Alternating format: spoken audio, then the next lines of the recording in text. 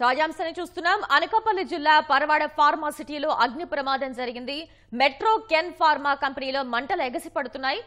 ఇక ప్రమాదానికి సంబంధించిన మరింత సమాచారాన్ని మా ప్రతినిధి కూర్మరాజు అడిగి తెలుసుకుందాం. కూర్మరాజు, పరవాడ ఫార్మా సిటీలో అగ్ని ప్రమాదానికి గల కారణం ఏంటి? ప్రస్తుతం అసలు ఈ ప్రమాదం ఏ సమయంలో జరిగింది? మంటలు ప్రస్తుతం అదుపులోకి వచ్చాయా? ప్రమాద స్థాయి ఏంటి?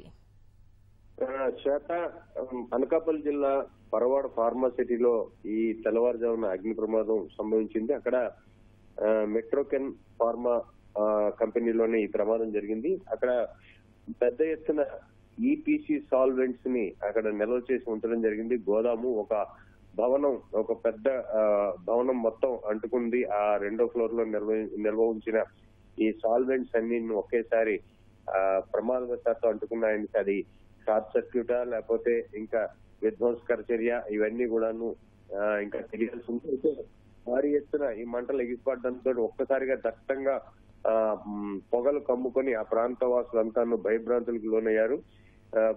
పక్క భవనాల నుంచి కూడాను అలాగే ప్రత్యేకంగా అగ్నిమాపక యంత్రాలు వచ్చి మొత్తం మంటల్ని అదుపు చేయడానికి ప్రయత్నించాయి. ఇప్పుడే కొద్దిగా మంటలు అదుపులోకి రావడం జరిగింది.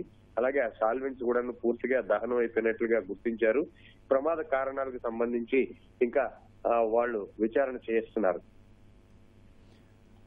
ధన్యవాదాలు కూర్మరాజు.